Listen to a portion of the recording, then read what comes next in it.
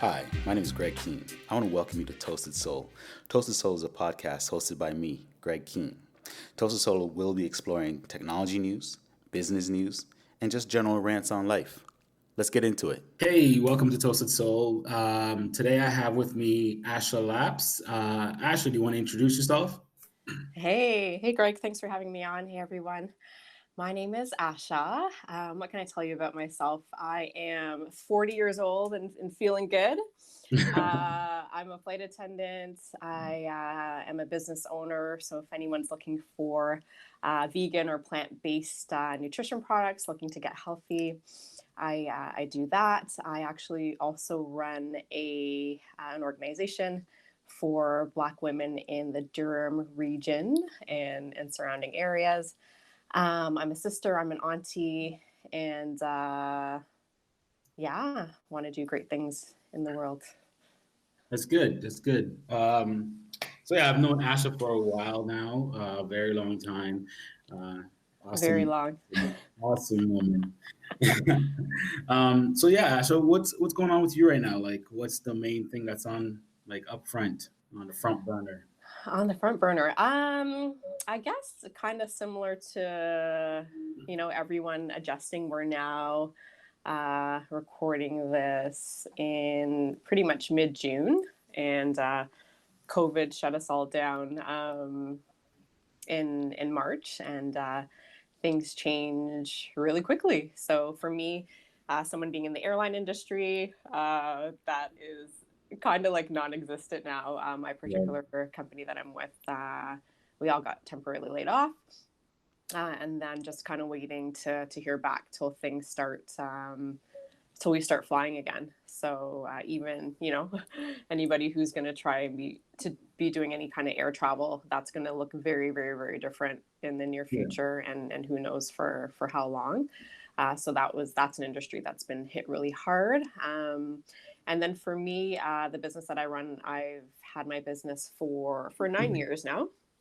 And I think for myself, one of the principles I've always had is always having more than one stream of income coming in. And that has always, I would say, taken me through different times in the economy, different times job wise, and this was no different. That I had another stream of income coming in, kind of just in case. Whereas a lot of people, unfortunately, it impacted people different ways. And for me, it was more of, okay, I can still do something online. I can still do something from home.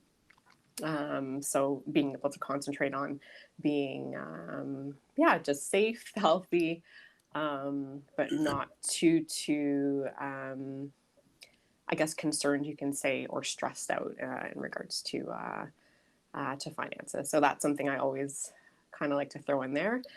Whether it's a time like this is obviously something that's never happened before, but just in general, to have that principle of just always having more than one stream of income.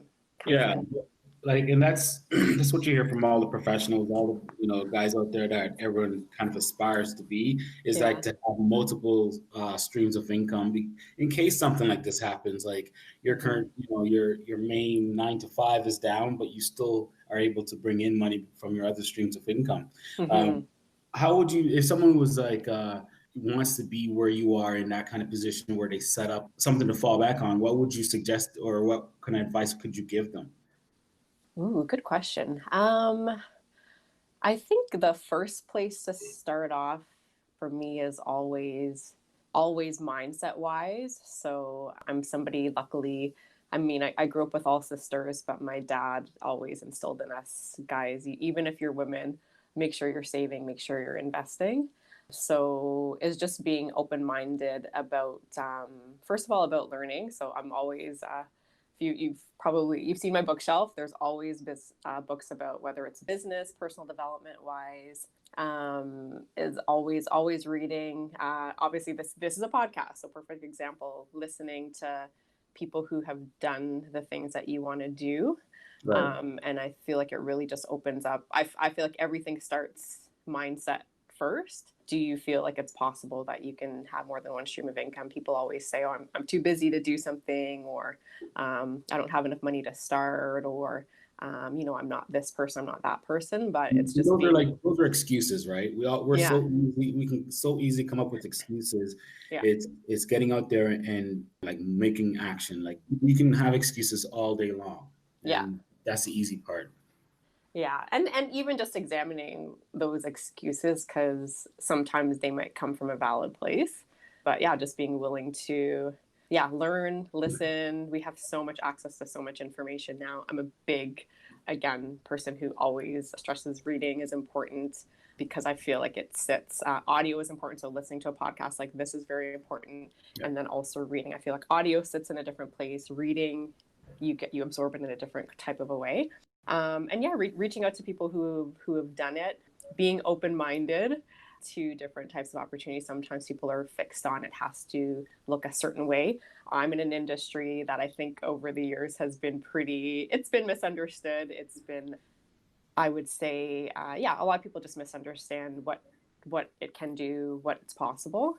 And for me, that was the only thing that I could do that fit into, when I first started my business, I was flying full time. I had a hairdressing business. So it allowed me to add something to a busy schedule on the side. Right. Until I could phase out of some of those activities that I didn't really want to be doing. So, right. And that's the thing. It's like, it's not necessarily that you have to do the same. Sometimes, even though you're doing 3 different jobs, it doesn't necessarily that you're gonna have to do those 3 different jobs forever. Like you said, it's like, exactly. Maybe you don't like dishwashing, so then you can find another stream of income to replace that as you level up, kind of thing. And it's like, but having multiple streams of income is very important, especially now we see how important it is with with the shutdown and COVID-19, right? Some people are still able to have an income even though one of their jobs or their main job is gone. So even more important than before. And I think, there's a lot of people still working. Luckily, there's people that were able to, like, their jobs, shifted them to work from home. Yeah. Which is great. And that's another topic where I think, we'll probably end up seeing more of that, of more people working from home. But just being able to shift with the technology. Do you have a business that you can run online or?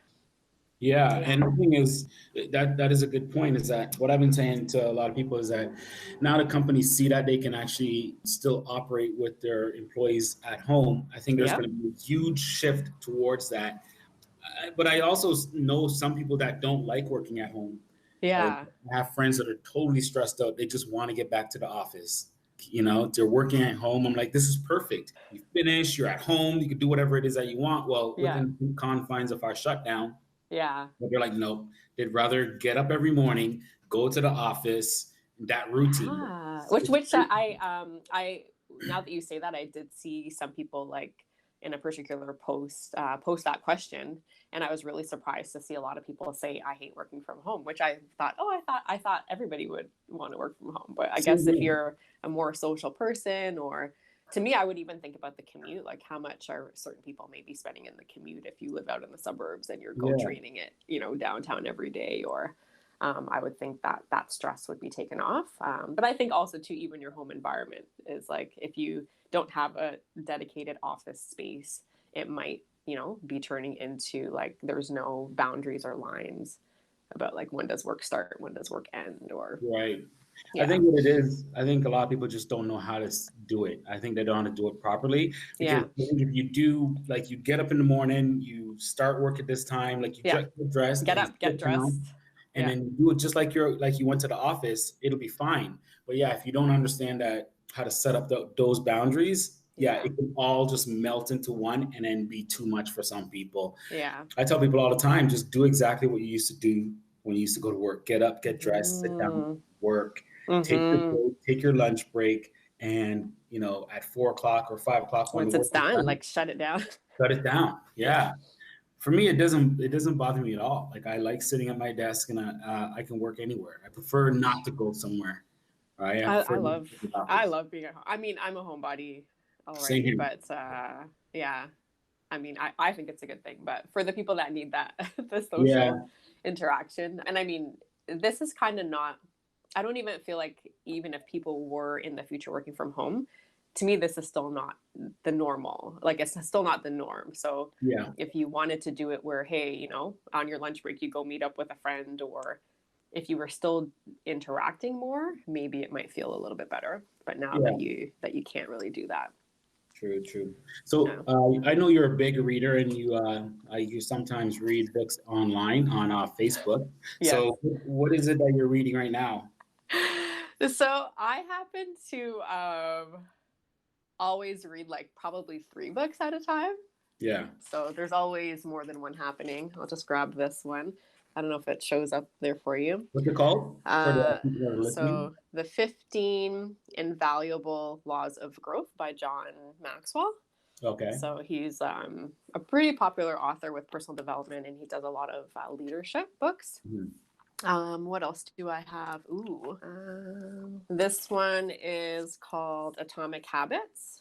Okay. So that's by James Clear. And really, I mean, I know there's a lot of books out there about habits or in books that talk about the importance of having good habits, but I really just like how he breaks it down in here in different ways, just about to think about habits in a different kind of a way. So that's something that was recommended to me.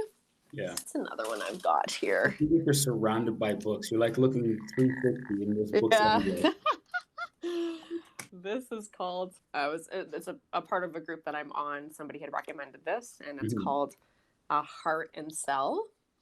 So the 10 universal truths every salesperson needs to know. And I really liked it because as somebody who's like in a sales type business, but who's an introverted person and still wants to always be caring about people, this is a good book to talk about from that perspective. How can you still have heart even if you're selling something? Most of the people are heartless, though.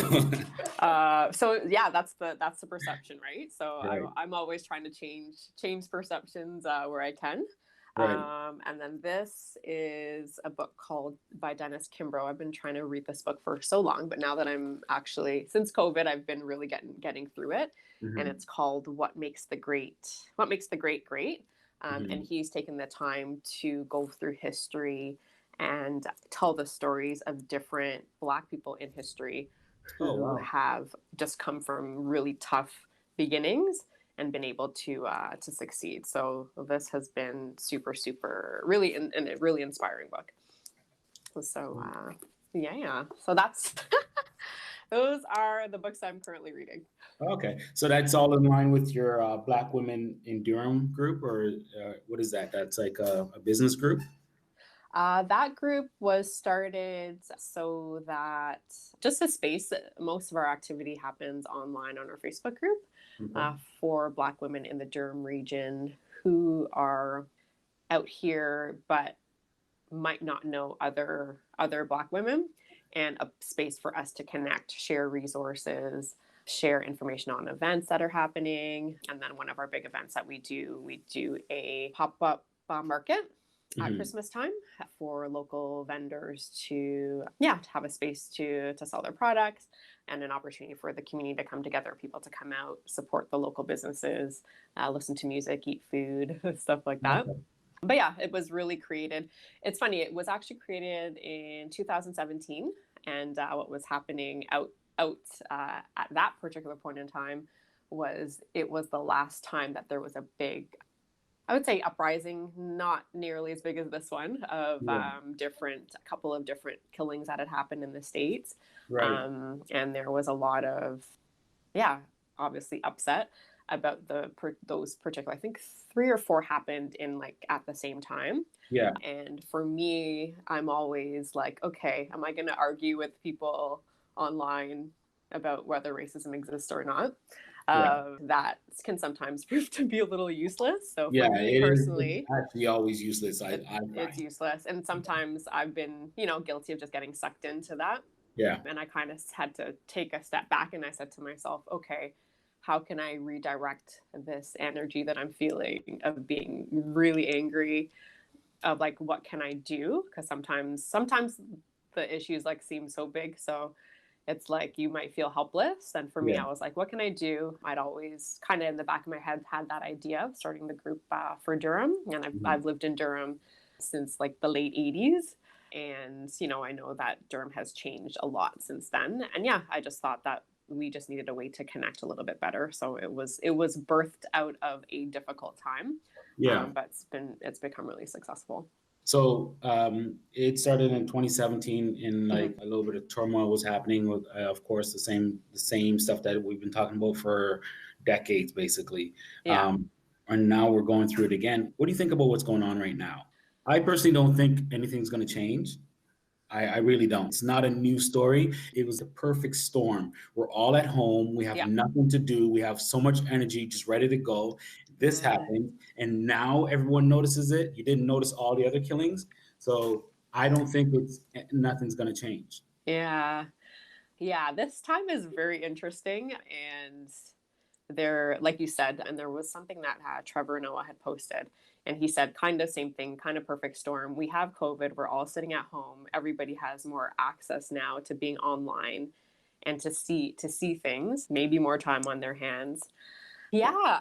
Do I think that nothing's going to change? I'm also very weary of people just like, companies now putting out blanket statements about Yeah. we don't condone these blah blah blah. So I'm always somebody who I naturally am more a little reflective. So even me, like, I'm not gonna jump on posting things right away personally, because I'm like, why is this different than the other times? Yeah. Why and how is this different? And I am not necessarily for people just posting just for the optics of posting. Yeah. I'm more interested in like, what are you actually going to do when the dust settles, when we go back to quote unquote normal life? What are actually going to be some real changes? Yeah. When it comes to It's like all talk politics. right now. We need action. Yeah, when it comes to actual like politics and like economic. And because this didn't happen overnight, it's not going to be repaired overnight. So Right. yeah, I'm kind of sitting back and watching. I'm always just like, okay, what can I do? And I do that with them mainly within my group of women. Yeah. And we're looking at, not just what we can do in Durham region, because there's a lot of, we have almost 3,000 women in our group. So it's like, what can we do? Yes, in Durham region, but also there's people who are outside of the Durham region on our page. Yeah. So, we're looking at what can we do as a group, as individuals in that group. And yeah, I'm kind of doing what I can do. And I'm also kind of sitting to watch what's going to be done when the dust settles. I don't think that people just give up. And it has to do with power as well, power and economics. I don't think people just give that up and give that away easily. So I'm kind of sitting and waiting to see what are some like the concrete things that are going to happen when it comes to like government policies or when it comes to actual economics. So I feel like, people have the right to protest and express their anger in how they see fit. And I want to make sure that companies are not just reacting to that because there's, oh my gosh, there's noise, they're angry. What statement can we put out to appease to people? I'm kind of interested in like, okay, what are you actually doing behind the scenes to make your workforce more diverse, to actually employ people, to change what the politicians look like, all that stuff. So And I think that's what it is too. It's like a lot of companies are taking advantage of this right now. It's not new. They've known it's there. It's like, yeah, it's not happening to me. Like those people that are getting shot, the news and the system has portrayed them as bad people, so they deserve what they're getting. Absolutely. Right? Yep. And it's just this willful ignorance that the entire world has about Black people, right? Yeah. Partly they don't know their history, and they definitely don't know our history, right? I talked about this before, and it's basically everyone knows his history. Like when you look at the word history, you know Yeah. what his interpretation of history is, but not what the true history is. You know what I'm saying? Mm-hmm. And what always comes to mind is what I always say is history is written by the victor. So Mm. if someone wins, they're going to tell whatever story it is. Like, no, I didn't just go in and steal everything. They gave it to me, and then they all just died. You know what I mean? Yeah, So they you're willfully not going just to paint. handed it over. Yeah, Like you're not going to you paint didn't kill yourself as a bad anyone. guy, right? Yeah. You're not going to paint yourself as a bad guy. Yeah, they just died after they gave it to me. Yeah. You know, it wasn't me. It's like, okay, we believe you because you're the only one that's around. You're the only one that can tell the story. Exactly. Yeah. So it is not going to change overnight because it wasn't created overnight. Exactly. That is so true. Yeah. And people, you have to want change for change to happen. Exactly. Right? So like you going out there and you protesting doesn't really mean that it's going to change because you probably don't like some of these people probably don't believe it will change, but they're out there protesting. It's like, oh yeah, I believe in your cause. It's like, do you really? Because really, I think the Black community can't elicit the change. We can talk about it. We could try to push it, but until like the whites and other people make the change, because they're the only that's in power, the only one that someone will listen to. Yeah. Until they do it, until they decide that they want like a real change, nothing's gonna happen. It's not going to happen. Yeah. And that's like my argument is like the allies and the people that are actually genuinely interested in helping. They are, to me, they're the biggest agents of the change, because Right. if we've been talking and talking and talking and talking and tired of talking for decades about like just to even say, hey, this is happening, and for Right. people to dismiss and say, well, it's not really happening, or maybe you didn't see it, or maybe we didn't see that part of the tape, maybe he did Right. something before that. Like people are always looking to find a reason to Yeah, not acknowledge always. like the first step is just acknowledging it. Even if you acknowledge it and just be like, wow, that was really messed up. Yeah. That shouldn't have happened. Like to just get to that point is where I think that hopefully we finally are now, of an acknowledgement. Yeah. But I feel like it's going to take the people who are not Black people, who are in different places of power, who can use their voice, the people who actually care. Like the people who really don't care, I don't know what we can do about those people. But the people who actually care are going to have to be the ones that are the shield for us, and the ones to actually speak up and talk to their friends who probably would never listen to us, but maybe they have like a closer tie or something that they can say. But yeah, it's going to take other people, because we've been trying to talk for a really long time. Right. And I mean, not to say that we have never made any. No, we've made a lot of progress. Well, yeah. There's been progress for, but people have died for that progress. Right. Like, they worked hard for little incremental pieces of the pie. Baby steps. Yeah, you know. Yeah. So hopefully, I mean, there's a little bit more of an awareness now. I mean, I've never seen in my lifetime protests like in all these different countries. Worldwide. So worldwide protests. Yeah. So that image has actually been pretty powerful. Yeah. But again, I just hope that when the protests are over and we go back to, again, like what is normal life? I guess I look at normal as social media. What's going to be trending? The next big news story. I hope that behind the scenes that people are still interested in actually helping to change things. But I feel like people need to see, I don't necessarily think everybody is that good-hearted that they're just like, I'm going to sacrifice myself for another cause. Right. I hope that people actually can, however they need to frame it in their minds, that helping this cause helps them too, or helps everybody. Yeah, and I don't think a lot of people realize that statement right there is the key, because Black people, we've been fighting for our freedoms for so long, and we've basically pushed civil rights in North America so great that people don't realize the rights that they are enjoying today were put on it's on the backs of Black people. It's like, yo, we just want to eat some food in the restaurant. That's it. So we fought for that. So now we can, right? Yeah. You know, other people that are coming in, and even like the white majority, they are all what's the word? Like they're all Like benefiting. beneficiaries? Yeah, benefiting from Black people's blood, sweat, and tears, fighting for these incremental small Little things. Just like I want to live. Period. Yeah. You know what I mean? Yeah. And every it's like every time we go through these wars and these battles, it's like it's on the Black bodies, right? Yeah. But then everybody's allowed to like use the bathroom. You know what I mean? Exactly. Right.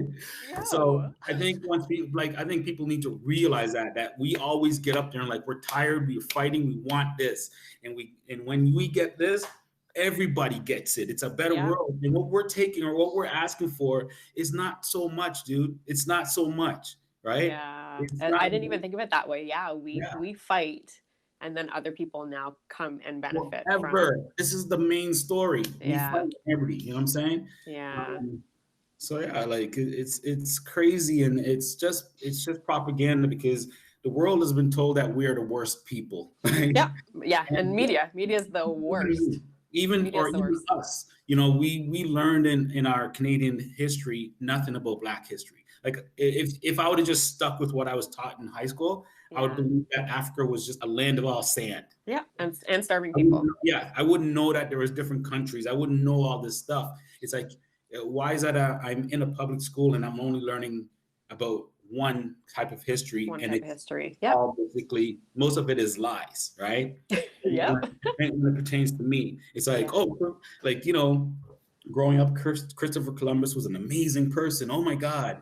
And then I grew up and I learned and I read a book. It's like, this guy was a murderer. Like he was worse than Hitler. Like, you know what I mean?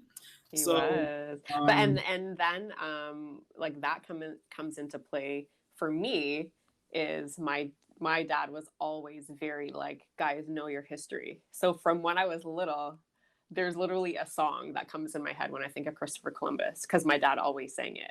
Mm-hmm. And he's like, Christopher Columbus is a liar. So whenever I hear that, I'm just like, I know that already.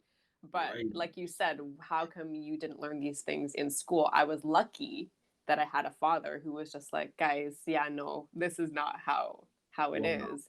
That's awesome. But not everybody has access to that information. So it's just like, who do we depend on to feed us like the truth and our own truth?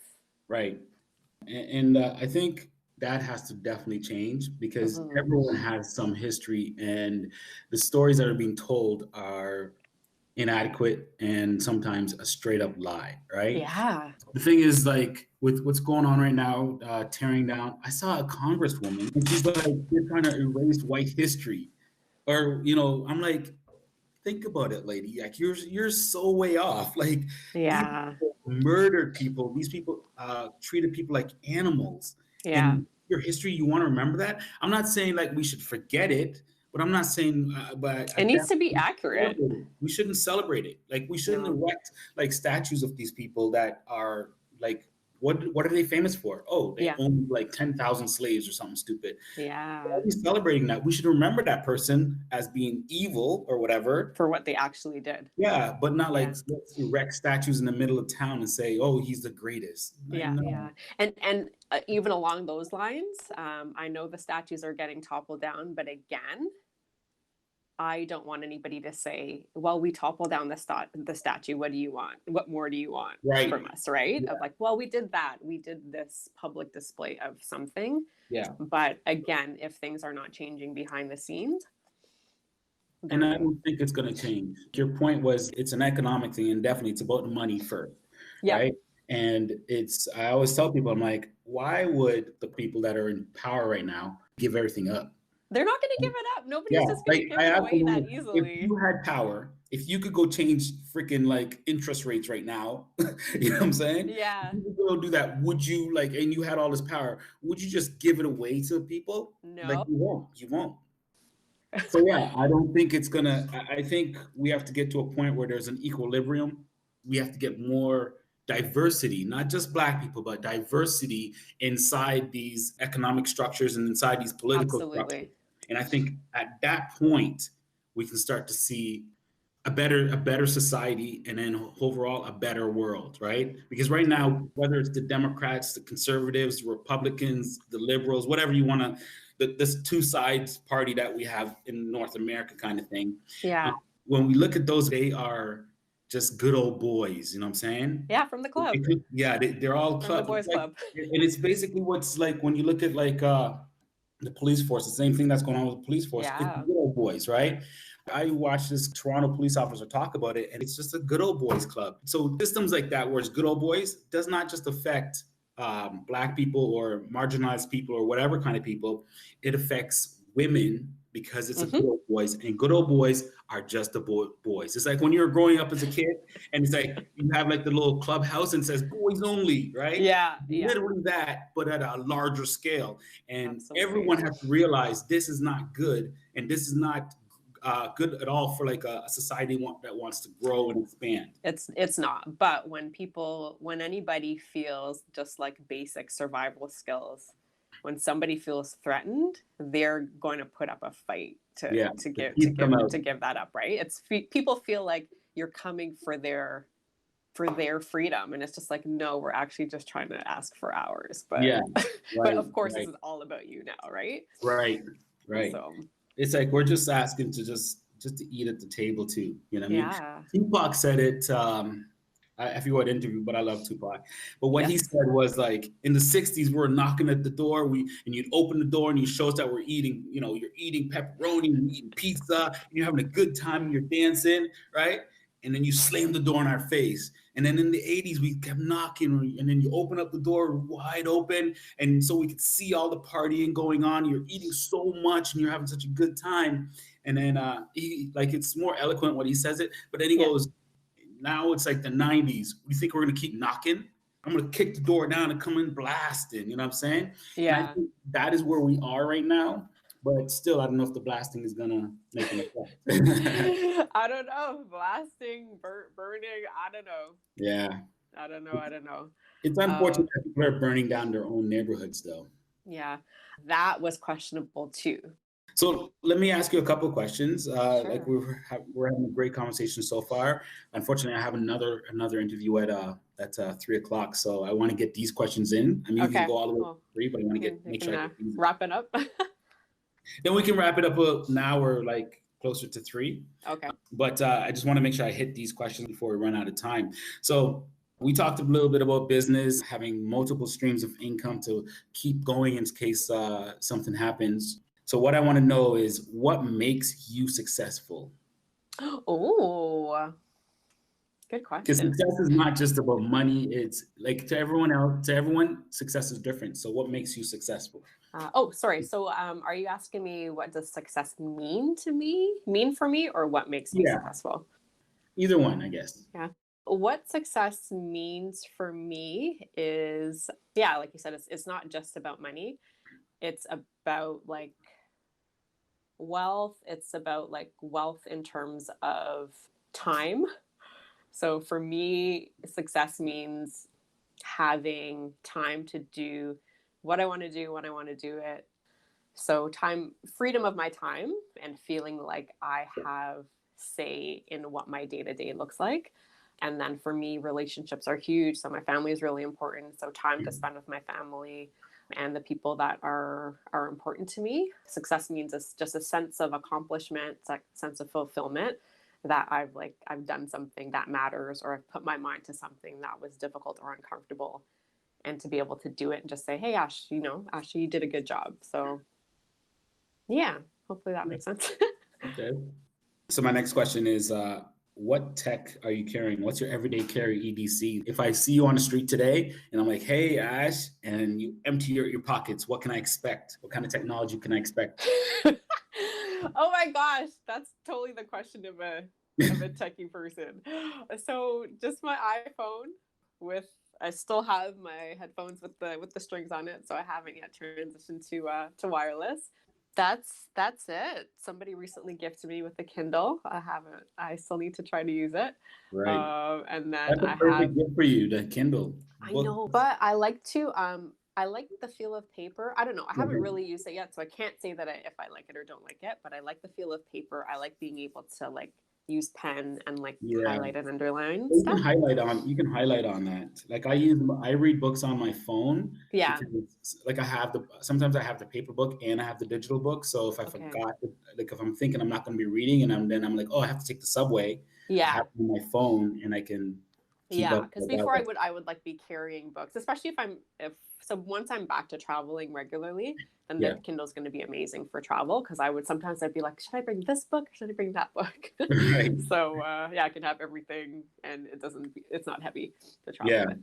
And then I have an iPad, so that I would usually bring with me while I was traveling, and then So the next question that I have is, what can you tell young entrepreneurs or just entrepreneurs on a whole? What kind of advice would you, as a successful businesswoman, have to pass on to them, to get them to like where you are or wherever you want to get to? Ooh, I've always believed in I've always been entrepreneurial minded, but always believed like to still work a job. So I think it's important to still work, to have money, to then you can invest into your whatever you're doing, and always start on the side, so that you're not like struggling to make ends meet while you try to build your business. So I think it's important to do that. Some people have the philosophy, quit everything, put your back against the wall. I don't work well under that kind of pressure. You kind of have to decide what's your entrepreneurial like personality level of tolerance. Again, read, learn. Again, it's going to be about the mindset and building the mental toughness to prepare you for the difficult times. If entrepreneurship was easy, everybody would be doing it and everybody would be super successful. But there comes difficult times that if you build yourself up from the inside, you'll just be better prepared to handle the mental stuff, the emotional stuff that comes along with it. Be open-minded, be somebody who, writes down goals, writes down your vision of what you want, and have that clear in the future. I think, be aware of technology now and how things are changing. So have a business that can withstand, I never thought I'd have to say this, have a business that can withstand the pandemic. Just be open-minded to be able to be willing to do little things. Like you were talking about, like maybe you have to work in a restaurant or you got to wash some dishes or whatever. Don't think that you're too good to do a job to get you to that next step until you're there. And then, again, I'm a big proponent for the network marketing industry, even if it's not something you plan to do for forever. It's a really great space to get into, learn entrepreneurship, for really small amount of money. So you don't lose your shirt if you start that kind of business, but you can come in, you get great mentorship, there's community, and you can really learn skills that you can then transfer to anything else that you're doing. You used to do Arbonne, and I know you have like your Instagram and your Facebook. Give the listeners a plug so that they know how to find you. Sure. Yeah. So my name is Asha Lapps. So ASHA LAPPS, and Asha Lapps on Instagram, Asha Lapps on Facebook. So they can find me in both of those places, and happy to connect. So we are running out of time. Okay. I definitely would like to have you back on for another episode. Yeah, we need a part 2. Yeah, for sure. There's way too much to talk about. For sure. And we'll cover it all. Yeah, we're going to wrap right now. But like I said, I'm definitely would like to have you back on. And this was a great conversation. We covered some business stuff. We covered some stuff on COVID and Black Lives Matter. I wish you the best, and we'll talk. Thank you. All right, Asha. Thanks. I'll talk to you later. Okay, take care. Bye. And that's it, guys. Thanks for hanging out with us. And I want to send out a special thank you to Asha Lapps. Thank you, Asha, for coming out and sharing your knowledge with us. And like she says, guys, a side gig is definitely the way to level up, keep that multiple streams of income coming in. I would suggest that y'all look up Asha, find out what she's up to, and, let her help you out and share that knowledge with you about your side gigs and things like that. It's always a good thing to have a little side gig going. When you have your 9 to 5, you can probably turn that side gig into your full-time job, like you're not working for anyone else. Links are in the bio for Asha if you have any questions for her. Appreciate you guys all listening. Toasted Soul, new podcast, but we're rocking already. I'll see you guys back here next week, and live with soul.